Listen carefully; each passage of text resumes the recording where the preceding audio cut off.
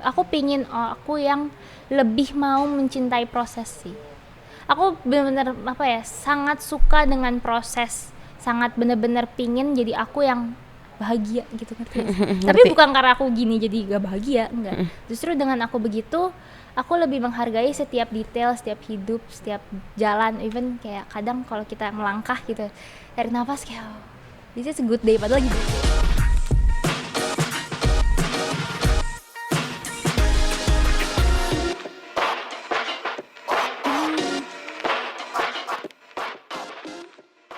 Halo semua, selamat datang di podcast Banyak Kata. Balik lagi bersama gue Dela Novanti dari jurusan Marketing Communication angkatan 2021. Dan kali ini gue ditemenin oleh entrepreneur muda, belia, cantik, apalagi nih? Boleh silakan promosi dirinya. Oke, Nah saya mau kali ini promosi ya. gue bawa Debrina atau yang Mantap. akrab dipanggil Nana. Boleh perkenalkan diri Nana? Halo semuanya, jadi perkenalkan nama aku Debrina Emily, aku binusian 2022, jurusannya Business Creation. Di sini mungkin banyak yang belum tahu juga ya Business Creation apa ya gitu ya. Iya. Nah, aku mungkin jelasin dikit kali Boleh, ya. boleh. Sekaligus promosiin Business Creation. boleh. Oke, Binus bayar saya. Jangan. Nah, jadi Business Creation itu sebenarnya jurusan yang cukup baru, kayaknya nggak nyampe 10 tahun bahkan. Aku lupa. Pokoknya baru lulusan terbaru tuh baru lulus tahun kemarin, tahun ini gitu kan. Oke. Berarti kurang lebih 5 tahunan lah ya. Iya. Nah, Business Creation ini tuh fokusnya untuk bentukin entrepreneur muda gitu. Dari Binus emang mau ngebentuknya kayak gitu. Jadi bikin usahanya bebas, boleh apapun. Nanti di jurusan ini mereka bakal siapin mentor buat kita semua. Jadi buat anak-anak yang mahasiswa-mahasiswi yang bisnisnya baru jalan atau udah jalan, itu bakal lebih di-push lagi sama mentor-mentor dari Binus. Gitu sih Business Creation. Oke, nah sekarang nih, karena kamu kan kuliahnya di Business Creation, nah katanya nih, Nana ini adalah sebuah pemilik brand lokal, keren banget gak sih?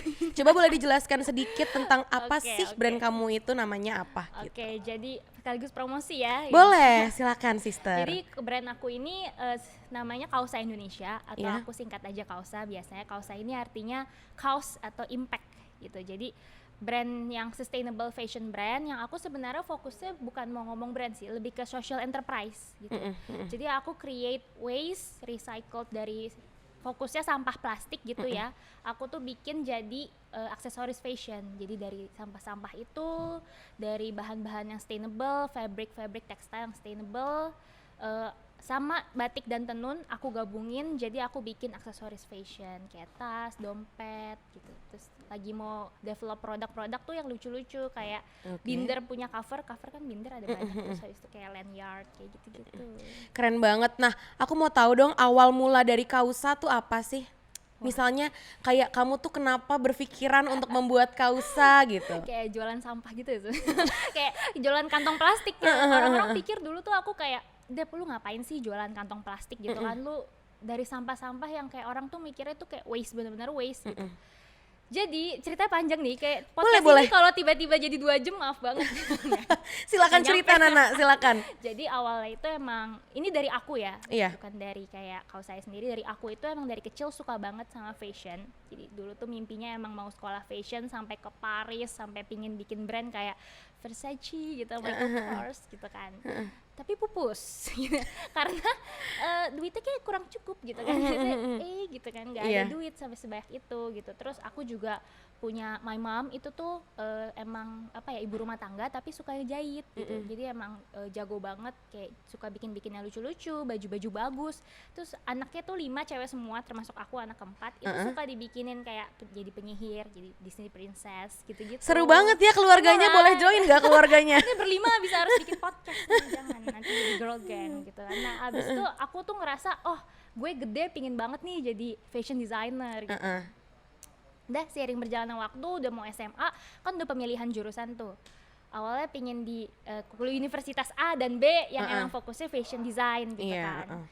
Lihat harga, wah kayaknya kurang memadai. Kebetulan ayah tuh emang lagi kesulitan ekonomi gitu. Terus my mom itu emang dulu tuh bener-bener pingin banget jadi fashion design karena itu mimpi yang dari dulu tuh aku udah sering sebut-sebut ke orang. Ngerti gak sih kalau kita udah punya mimpi sering disebut, kayak kalau gua nggak terkabul tuh ya gimana gitu ya. Sakit Iya, ya, kayak, agak aduh, kayak kayak, nge-PHP-in orang-orang diri taunya sendiri. kayak orang kadang ketemu aku kayak dulu kayak perasaan lu nggak mau jadi pengusaha deh, kayak lu maunya di fashion designer gitu. Ya, mirip-mirip lah guys gitu kan.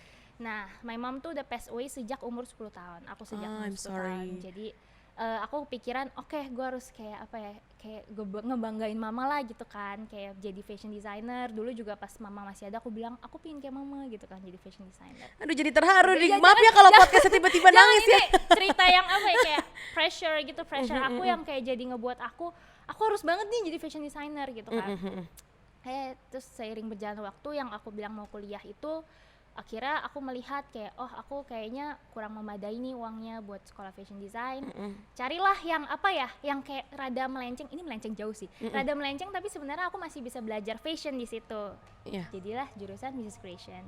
Thanks to Binus, aku tuh waktu itu dapet potongan beasiswa kan. Binus setiap masuk tuh ada kayak potongan beasiswa gitu kan, buat uang gedung, pokoknya plus deh. Masuk gitu kayak wah thank God banget gitu, maksudnya lumayan kalau misalkan dihitung-hitung. Jadi waktu itu uang papa cukupnya berapa tuh masuk, jadi potongan beasiswa itu plus ya uang papa udah deh langsung bayar, udah aman semua. Terus aku mikir ya udahlah ya, jadi sembari kuliah fashion design ya udah aku cari aja tempat les atau apa, kan suka ada banyak course gitu kan, course fashion.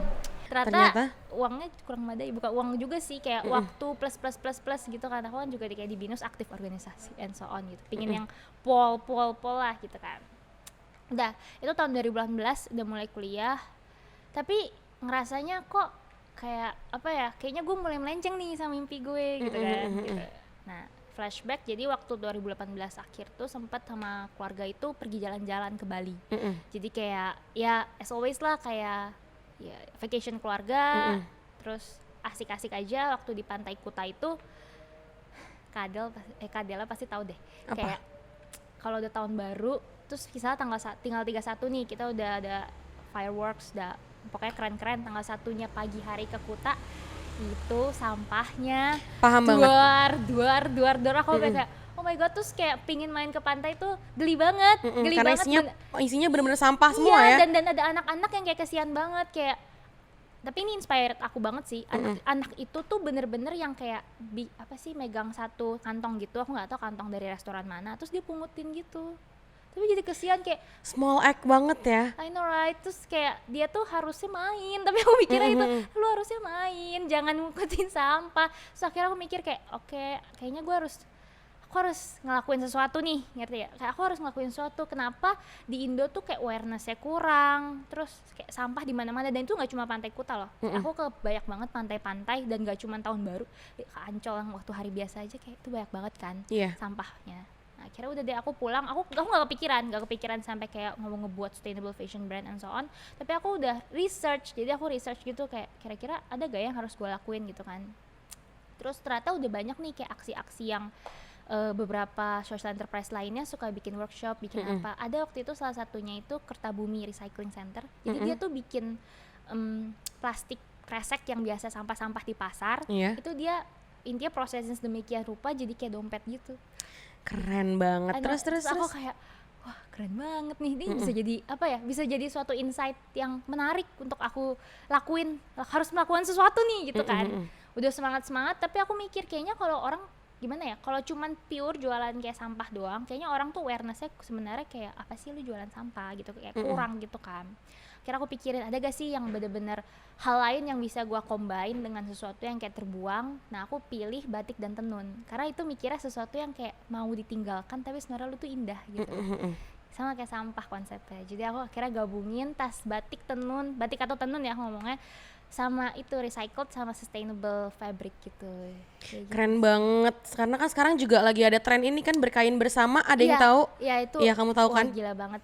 Emang banyak awareness sebenarnya, dan itu yang mau aku tingkatkan sih di orang-orang, karena apa ya, sampah, maksudnya mencintai lingkungan itu sebenarnya tuh gak harus lu tuh bener-bener sampai masuk organisasi atau apa. Itu kayak kita mau melakukan kebaikan ke orang-orang, kayak lu gak harus sayang sama orang itu untuk lu berbuat baik. Kayak Gimana? Lo nggak harus sayang sama orang itu buat berbuat baik. Iya, untuk Keren berbuat banget. baik. Satu Iya, sama satu lingkungan. quotes yang bisa di note dari Nana ya semuanya. Iya, bener, kayak itu suatu hal yang emang harus kita lakukan. Lu nggak harus kayak bener-bener cinta banget sama lingkungan sampai apa sampai lu tuh bener-bener beraksi. Kayak at least lu tuh start small, start now gitu. Kayak lu tuh ngelakuin hal-hal kecil yang misalkan kayak tadi buang sampah pada tempatnya gitu dari anak kecil itu kayak aku kayak sampai ya itu anak lebih inspired dibanding orang-orang di luar sana yang kayak orang gede yang buang sampah sembarangan kayak gitu sih. Jadi ya akhirnya udah deh ngebentuk kayak tadinya bener-bener bikin brandnya itu sampai dikomenin kayak Dep lu ngapain sih Dep kayak jualan sampah, karena develop produknya masih ancur banget waktu 2019 awal. Aku kan bangun Kausa 2019 awal kan. Terus Developnya masih ancur banget, masih kesulitan lah, terus belum ketemu pengrajin yang tepat gitu kan. Dan supply sampahnya itu mess up banget, jadi suppliernya itu masih aku door to door atau ke tante-tante yang dari pasar aku minta, tante ada sampah plastik gak, kayak gitu. Nah seiring berjalan waktu tim makin besar gitu kan, dan emang aku punya teman dari BINUS juga, desain produk engineering, namanya Vesya Wijaya. Dia emang jago banget desain, maksudnya kayak grateful banget lah punya teman yang emang apa ya potensinya tuh tinggi, terus habis itu super berbakat, terus dari SMP emang udah kenal dia, jadi udah cocok. Aku mikir ayo kita harus buat sesuatu, kita harus develop bener ini produk ini Kausa ini kita buat jadi berkat, bukan bener-bener aku mau jadi apa ya usaha yang cuma menguntungkan, tapi usaha yang emang apa ya berbuat baik gitu loh, jadi berkat buat Indonesia, buat negara ini kayak gitu. Dan akhirnya udah sekarang puji Tuhan udah kerjasama sama lebih dari 10 bank sampah. keren banget. Atau thankful banget sih. Jadi si Kausa ini dapat barang-barang recycle-nya itu dari bank sampah itu. Jadi udah berapa? 10 brand ya? 10 bank sampah. 10 bank sampah. Jadi ini bank sampah sebenarnya underrated banget sih Kak. Jadi setiap kota, setiap daerah itu sebenarnya punya bank sampah masing-masing. Aku juga baru tahu waktu yang aku involved di Kausa. Jadi pemerintah itu tuh emang kerjasama dengan beberapa desa-desa RT-RT RW-RW itu untuk bikin namanya bank sampah. Organisasi bank sampah ini dia ngumpulin sampah door to door. Bener dikumpulin. Dan dia tuh dipilah. Jadi sampah besi, sampah plastiknya tuh beda-beda lagi. Plastik kresek, plastik botolan. Nanti ada juga yang gelas kan banyak banget tuh yang aqua gelas gitu-gitu kan yang terbuang. Itu dipilah sama dia. Jadi itu wah, aku kayak bener-bener thankful banget. Terus akhirnya dibantuin sama bank sampah itu untuk kayak per bulannya lah kurang lebih setiap aku mau develop produk itu dikirimin. Jadi kita bisa proses, kita bisa develop produk kita sampai akhirnya kayak sekarang. Keren banget. Nah pasti kan selama kamu perjalanan membuat Kausa ini kan pasti ada struggle-nya dong. Boleh dibagi gak ke temen-temen nih struggle sama kamu buat Kausa tuh apa? Wah banyak. Banyak nih, bakal nangis gak nih? Enggak. Oh, enggak. Saya lebih ke aduh ya, tapi sebelum aku memulai menceritakan struggle, aku mau kasih tahu pressure is privilege. Pressure is privilege. Yes, jadi apapun yang kayak buat kita pressure itu menurut aku sih benar-benar privilege banget. Aku bisa sampai bangun kayak gini, kayak makin mencintai gitu, makin mau berjuang gitu. Jadi waktu awal-awal buat Kausa itu namanya juga unique product, pasti menurut aku ya pasti awareness di masyarakat tuh kurang. Satu, apalagi kita di Jakarta Indo yang emang branded oriented kan. Satu, kedua aku kayak jualan sampah yang tadi aku bilang itu benar-benar susah banget. Bahkan produk-produk aja lah Kausa itu benar-benar susah banget ngejualnya, susah laku lah intinya gitu kan. Dan awal buat Kausa itu nggak sampai sekarang kita mau kayak berkonsep terus Instagramnya kayak cakep-cakep gitu-gitu, nggak kepikiran. Kita cuma kayak ya udah aku mau buat sesuatu yang bagus gitu kan, terus aku jual, terus aku untung gitu kayak gitu. Terus waktu itu tuh benar-benar 2019 benar-benar gak ada kehidupan apa-apa deh, kayak benar-benar susah banget. Kausa benar-benar mati gitu. Kalau mungkin orang BCA ngelihat transaksi ini kayak baru jalan 1 bulan terus nol sedih gitu ya orang sedih BCA-nya ya. Kayak aduh ya Tuhan parah banget gitu kan. Terus udah mulai bener-bener berjalan tuh 2020 awal, angka cantik nih 2020 gitu kan, tahun 2020 luar pandemi gitu. Jadi aku benar-benar waktu itu baru buka booth di Green Indonesia gitu, dan di Green Indonesia tuh aku baru sadar awareness itu makin meningkat karena di sana banyak bule gitu kali ya. Terus market yang PNS, menteri-menteri kayak gitu lewat-lewat kan di Green Indonesia. Jadi aku melihat, potensinya ada nih. Waktu aku buka booth ada aja yang beli, ada aja yang memang mau order sampai jadi souvenir kayak gitu. Jadi aku mikir, oh ya udah, aku mau coba untuk develop lagi gitu.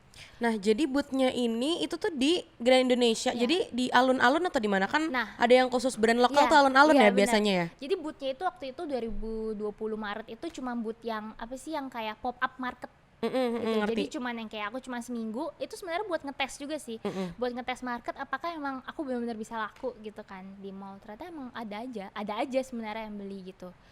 Akhirnya udah, aku bener-bener waktu itu mau develop Kausa tuh sampai aku ngontrak tempat produksi. Sampai aku sama temanku itu sama sahabatku itu bootstrapping, jadi kita keluarin modal sendiri yang selama ini kita tabung ya, yang harusnya nggak tahu uangnya buat jalan-jalan atau apa. Udah bergetar tuh keluarin modalnya kan, gitu.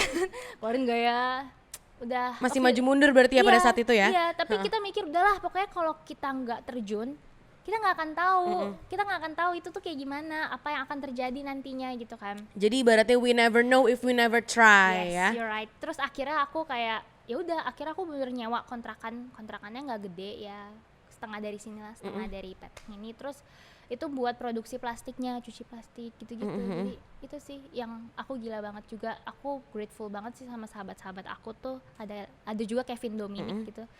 Kita bertiga tuh bener-bener yang sampai setiap mau produksi kita cuci plastiknya. Terus dari bank sampah itu kan kadang nggak mereka yang anterin, jadi bener-bener Kevin naik motor jemput sampah-sampahnya, ambil sampah-sampahnya, terus kita kayak ke kontrakan, kita cuci sampah-sampahnya gitu.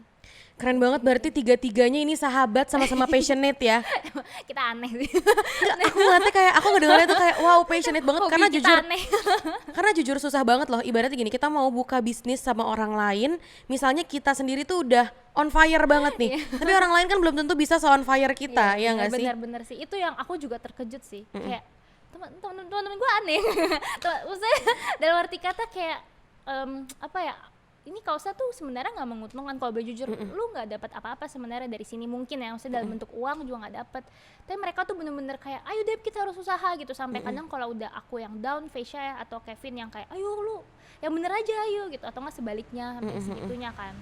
Sampai akhirnya sempat di titik terdown tuh karena kita capek banget. Jadi Faye, aku, Kevin tuh tipe yang kalau bisa semuanya bagus kenapa tidak. Jadi kayak IP harus 4, yang ngejar-ngejar cum laude. Terus organisasi banyak banget. Selain Kausa mungkin juga Faye freelance designer gitu, dan Kevin tuh IT. FYI IT binus gitu. IT binus itu susah banget men. Dan Kevin tuh bukan yang kayak bener-bener dia tuh tipe rajin kan. Jadi bukan yang kayak jenius, dia harus kayak belajar untuk mendapatkan yang bagus lah intinya gitu kan. Nah waktu itu sempat di titik terdownnya itu Faisha sempat cerita sih ini ke aku, cuman ini lebih ke struggle dia yang aku juga ngerasain. Sempat kita berdoa ke Tuhan kayak Tuhan, Kausa tuh sebenarnya jalan aku gak ya gitu kan. Itu Faisha punya doa, terus sampai dia tuh ngomong please bilang jangan gitu.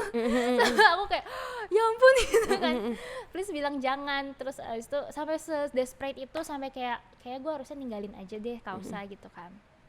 Ternyata tidak.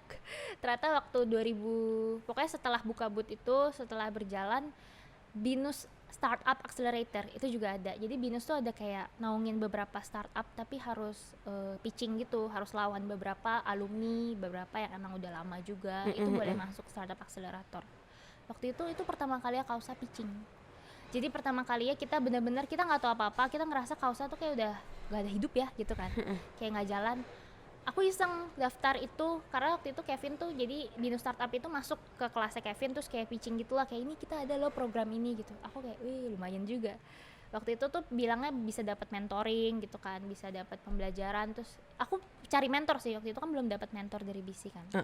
Terus iseng pitching, jadi ngelawan kurang lebih berapa puluh anak-anak Binus, alumni Binus yang emang startupnya tuh mostly tech, bukan kayak Kausa kan industri kreatif kan. Karena mostly tech, aku udah ngerasa kalah nih gue, kalah karena tech itu kayak ya Dela pasti tahu lah gitu, udah keren banget gitu. Gue kayak kentang gitu, gue akan nyuci sampah gitu kan. Terus waktu itu pitching, aku benar-benar gak ngerti cara pitching. Mungkin Kak Dela kayak ada ngerti gitu kali ya, pitching tuh harus ada market validation, nanti kedepannya gue mau apa, kenapa latar belakangnya gitu. Aku enggak, aku cuma benar-benar jelasin apa ya, yang aku mau kasih tahu adalah ini value gue, ini yang gue impikan. Gue mau buat Kausa tuh kayak gimana gitu. Bener-bener mimpi doang, kayak aku tuh sebenarnya jual mimpi gitu. Sampai akhirnya masuk dong. Wow. Itu aku juga nggak tahu karena itu banyak banget tag-tag lainnya, nanti ada yang mau buat e-commerce lah, ada yang kayak buat edutech gitu, kayak gue kayak kentang gitu di sini. Waktu itu tuh jadi yang harus pitching cuma boleh satu, jadi banyak grup lah ya, cuma boleh satu, entah CEO-nya atau siapapun perwakilan. Aku nggak pernah pitching sama sekali Kak. Terus aku tuh ruangannya segede kayak hall gitu. Jurinya itu salah satunya Pak Firdaus, tau aku pokoknya kayak petinggi di BINUS gitu kan. Aduh kayak kentang, aku bener tegang banget ya. Mati Udah pesimis duluan udah ya. pesimis sebelum memulai karena bener kentang, definisi literal kentang seperti itu gitu. Pas sudah masuk ke ruangan, ya udah aku kayak ya udah gue jual mimpi gitu. Aku jual mimpi aku jual hal yang emang aku berharap gitu bisa. Udah selesai keluar dari ruangan, hei kita nggak akan masuk loh guys, gitu nggak akan masuk lah. Udah gitu. pesimis banget ya intinya ya. Iya. Terus akhirnya pertengahan tahun 2020 tiba-tiba di email kalau kayak hi congratulations gitu, kamu masuk BINUS Startup Accelerator. Wow. Itu tipping Aku merinding point. loh, jujur aku merinding. Aku merinding. Itu tipping point. Kalau boleh jujur itu tipping point. Jadi BINUS Startup Accelerator itu yang nge-trigger Kausa untuk kayak bener-bener ngebikin apa ya, bikin lebih lagi lah gitu. Tadinya Kausa cuma jual produk udah, itu pun customer belum tentu nyadar loh itu sebenarnya kayak value-nya apa. Apakah ini benar-benar proses dari sampah atau sebenarnya itu bisa aja plastik yang emang kita proses aja gitu. Gara-gara BINUS Startup itu sih. Jadi Kausa ini sekarang lebih fokus ke storytelling. Tadi kan kita sempat ngomongin tentang struggle-nya Kausa nih, dan kamu tuh bisnis bertiga sama sahabat-sahabat. Gimana nih misalnya kalau sahabat kamu ada yang lagi down, kan biasanya nggak semuanya on fire kayak yang tadi aku bilang ya. Demot. Nah gimana caranya, iya misalnya demot gitu, demotivasi. Nah gimana sih supaya itu tuh bisnis tetap jalan bertiga sama-sama nyemangatin satu sama lain, karena itu nggak mudah kan pasti. Oh my Gimana God, tuh cara kamu? Kalau boleh jujur, yang paling sering demo tuh aku. Padahal aku CEO-nya. Padahal CEO-nya Aku ya. tuh sangat kalau di 16 personalities tuh feelingku udah paling tinggi gitu. Turbulensinya tinggi. Turbulensinya 80% paling sering demo, dan emang apa ya? Hal yang aku selalu melihat kenapa kita bisa dukung satu sama lain, karena kita ngelihat visinya tuh sama. Gitu kayak visi Kausa, visi yang kita mau tanam itu sama nih, dan itu semua dimulai gara-gara Kausa gitu kan. Terus kalau aku dapat dari Faysha yang aku sering mention tadi, dia selalu ingetin kayak Nana harus ingat kenapa kita mulai ini, kenapa kita mulai Kausa, kenapa kamu mau mulai Kausa. Ya itulah yang ngebuat bertahan sih sampai sekarang, kayak all the struggle. Wow, jadi ibaratnya Nana ini tuh tipikal yang dream big, believe and make it happen ya. Harus sih. Harus Kalau ya. enggak aku udah kayak pupus harapan. Kalau nggak ada mimpi pupus harapan. Oke, nah sekarang berarti Nana ini di BINUS itu udah semester berapa? 6. Semester 6, berarti semester 6 tuh biasanya lagi magang gak sih? Iya, ada intern, research, terus Iya, sama entrepreneur. Nah, Iya. Nana nih sekarang ambil apa? Karena kan Nana nih punya Kausa nih. Iya, Apakah ngambil intern atau ngambil entrepreneurship? kalau bisa ambil semua, aku ambil semua. Ini nih tipikal wanita pekerja keras ya. Kalau bisa diambil semua, diambil Soalnya semua. aku kayak menarik gitu. Jadi BINUS kan sebelum, aku ceritain dulu sebelum enrichment track tuh ada kayak apa sih namanya, briefing gitu. Briefing, Keren banget, ada yang sampai boleh kuliah lanjut di luar negeri. Aku wow gitu.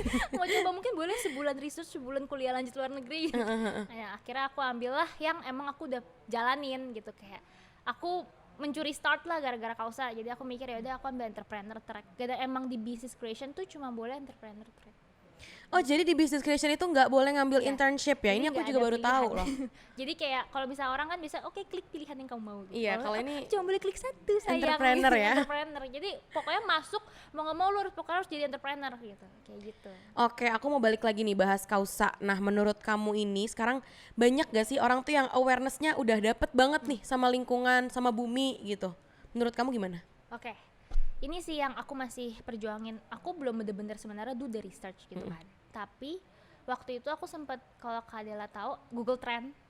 Google Trend itu kalau kita lihat itu benar-benar 10 tahun terakhir tuh sustainable fashion khususnya itu meningkat terus. Terus kalau gara-gara pandemi juga orang tuh lebih conscious living.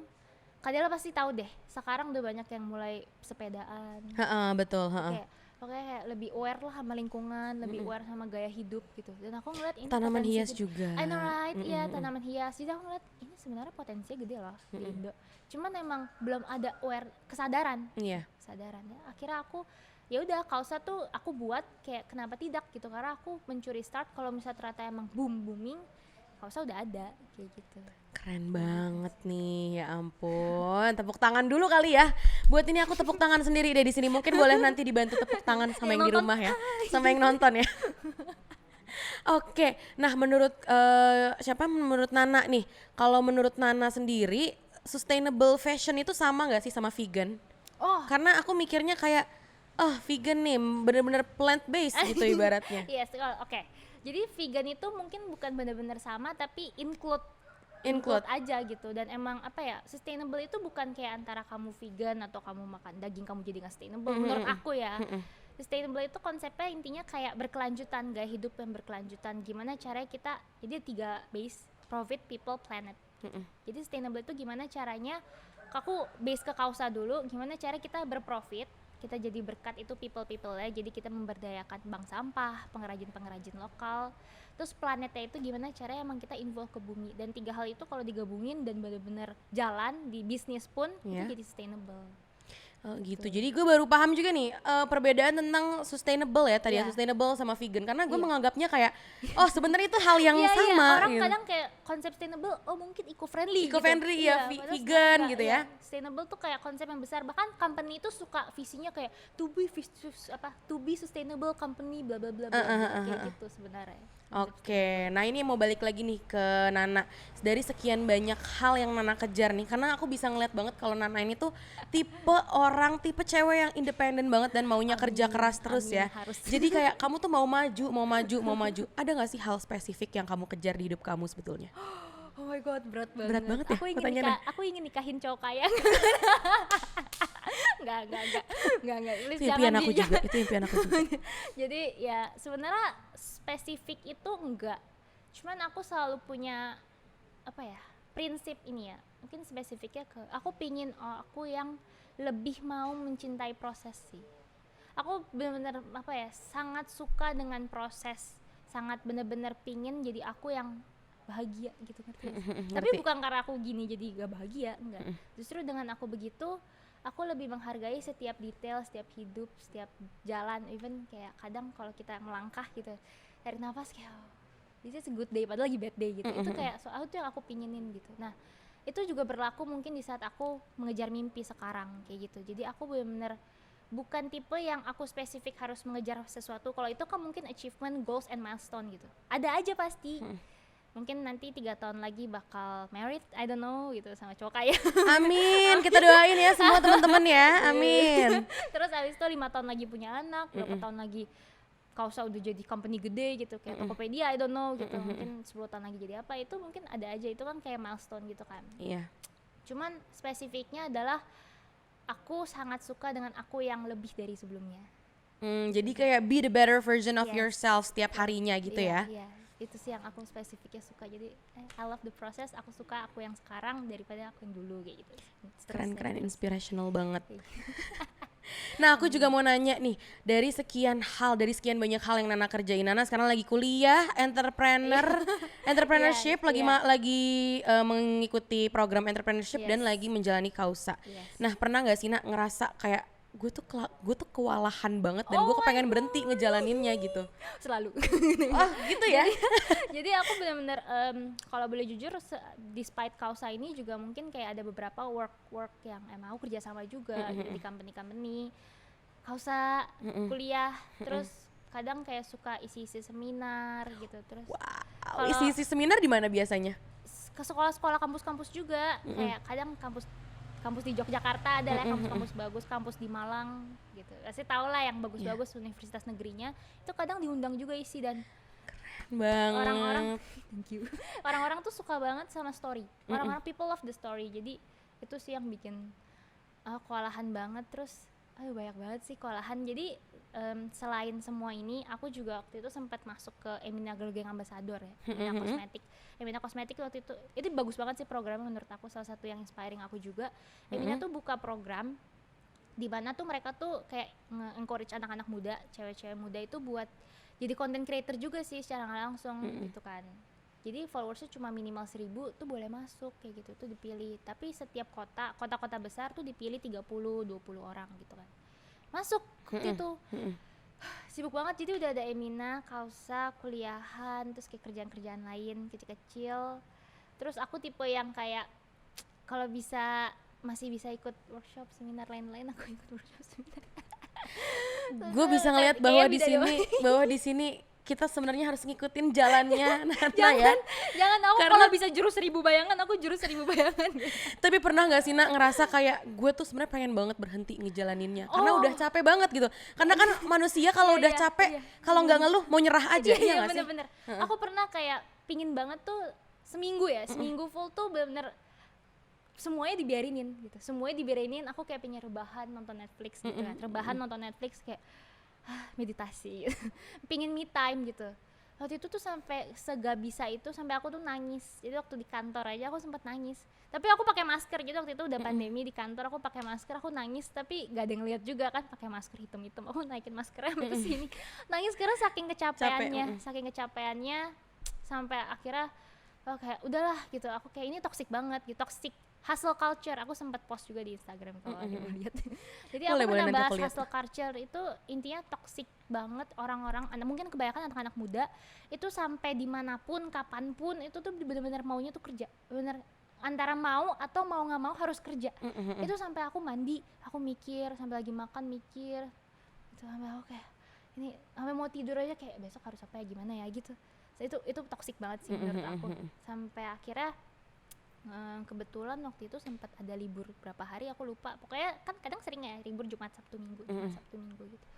Aku kayak ke pantai di Pik, sekarang ada pantai gratis ya. Sampai aku kayak udah aku pantai ke Pik, aku kayak tarik napas, buang, sampai aku udah kayak gue kayak ini toxic banget gitu. Aku istirahat itu seminggu full, aku kontak beberapa teman-teman, terus aku minta WFH juga sama beberapa company yang aku ajak kerja sama gitu. Aku minta WFH, aku bilang kayaknya ini aku bener kecapean gitu. Sampai akhirnya udah di rumah aja nonton sitkom kan, aku suka, aku tipe-tipe yang kayak suka sitkom gitu. Soalnya sitkom enteng kan. Kalau nonton drakor tuh aku menangis-nangis. Saya baperan.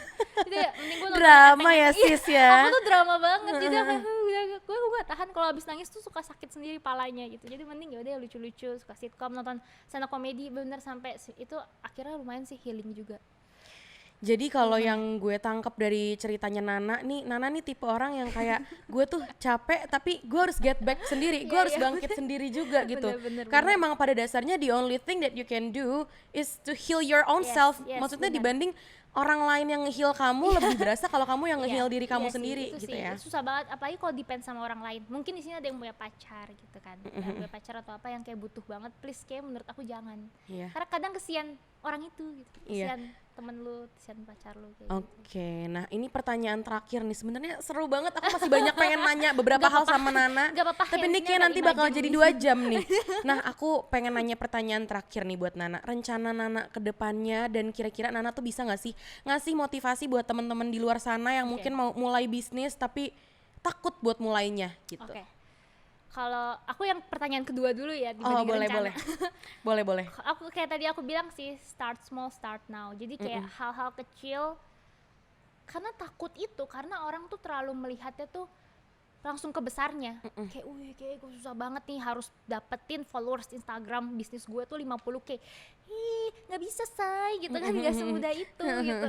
Maksudnya start small, start now gitu. At least kamu bikin dulu Instagramnya, kamu bikin dulu mungkin brand communication strategy mau kayak gimana nih, mungkin yang konten pilarnya mau bahasnya apa. Itu kan hal-hal kecil yang kayak orang mikirnya nggak kepikiran gitu. Kayak kadang tuh orang terlalu maunya langsung jadi brok gede sehari langsung gue untung 50.000 produk gitu kayak. Nah, kan kayak start small aja, start small terus atau enggak kayak mulai cari-cari nih kira-kira gue mau bekerja sama supplier yang mana, 1 hari 5 misalnya kayak gitu, bikin target sih.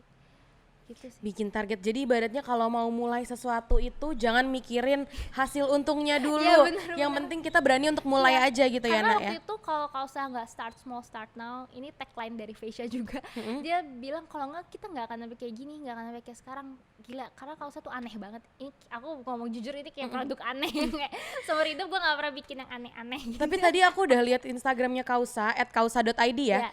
Nah aku udah lihat Instagramnya itu keren banget sih, maksudnya sustainable-nya tuh dapat banget gitu loh, brand lokalnya tuh dapat banget. Iya emang gitu. Proses dan thanks to temanku yang desainer itu juga. Itu semua thanks to fashion harus ada kreditnya ya. Nah terakhir tadi rencananya Kausa untuk kedepannya dan mungkin spesifiknya Nana kedepannya mau kayak gimana? Oke, kalau misalkan dari Kausa sendiri, ini kalau di pitch deck ada kayak milestone gitu ya, milestone-nya emang kita tuh mau masuk ke ranah edukasi. Jadi kayak kalau misalkan Kak Dela nge-stalk gitu, sekarang baru ada program volunteer pahlawan bumi hashtagnya. Jadi kita tuh bener-bener mau anak-anak muda, kita bilangnya dia pahlawan lah ya, pahlawan bumi tuh involve, dan emang mereka kadang-kadang bingung ya, kayak gue mau kontribusi nih gitu, gue mau ikut sesuatu yang impactful tapi bingung dari mana. Nah itu Kausa mau kita buka itu. Jadi aku mau jadi ranah edukasi ke anak-anak, anak muda, anak millennials kayak gitu. Itu Kausa satu. Kedua lagi kembangin e-commerce-nya. Butuh dana gede. Iya. Kembanginnya pelan-pelan e-commerce-nya gitu. Terus kita ketiga mau sampai ekspor sih. Kalau bisa sampai ekspor. Keren banget. Semoga ya bisa. Semoga aku doain semoga Kausa bisa sampai ekspor ke luar negeri, jadinya bisa membanggakan nama Indonesia juga ya. Dan spesifiknya bisa banggain nama BINUS karena Nana ini tuh sekarang masih berkuliah di BINUS ya. Iya benar-benar masih Keren kuliah, banget. masih aktif Bun. Nah kita kayaknya udah sampai di penghujung podcast hari ini. Sebenarnya masih pengen banget loh ngobrol banyak sama Nana, kayak masih pengen ditanya-tanyain, masih pengen ngobrol banyak lah intinya ya. Cuman karena waktunya nggak bisa lama-lama ya Nak ya, nggak bisa sampai 2 jam, nanti bakal bosen kali yang nonton ya. Nah aku mau bilang makasih buat Nana spesifiknya, buat Fasya juga dan buat Kevin tadi temennya ya. Selamat berjuang terus di Kausa, amin. Dan makasih juga buat teman-teman podcast yang udah nonton. Mungkin Nana ada mau salam-salam buat siapa? Hai yang ganteng boleh kontak aku. Waduh nyari jodoh ya. Aku udah punya cowok. Oh udah punya cowok? Bukan aku, cowokku. Waduh Nana nih. Oke. Aku ada sih pesan, jadi kayak intinya kayak tadi aku bilang start small, start now, karena kita nggak akan tahu nanti kalau kita gak berproses dari sekarang ke depannya bakal gimana, jadi mulai aja gitu sih. Oke, nah langsung aja nih aku mau ngasih tahu buat teman-teman semua, jangan lupa di follow Instagram BINUS @binusuniversityofficial dan Instagramnya Kausa boleh? Kausa.id. Kausa.id, KAUSA.id. Yeah. Oke, nah juga jangan lupa subscribe, like, dan komen YouTube channel ini. Dan komen di bawah kalian mau lihat siapa nextnya dan mau kontennya kayak apa. Oke, so sekali lagi terima kasih buat Nana. Boleh say bye dulu ke teman-teman ya. Bye-bye. Teman-teman ingat gak sih merchandise store yang ada di samping Starbucks BINUS Kemanggisan? Nah, sekarang sudah tersedia di berbagai e-commerce loh. Dapatkan merchandise janji nggak nakal lagi dari Beehive BINUS Official Merchandise Store yang bisa kalian dapatkan di Shopee dan Tokopedia Beehive Official Store. Jangan lupa buat follow Instagram @beehive_binus untuk mengetahui produk-produk terbarunya.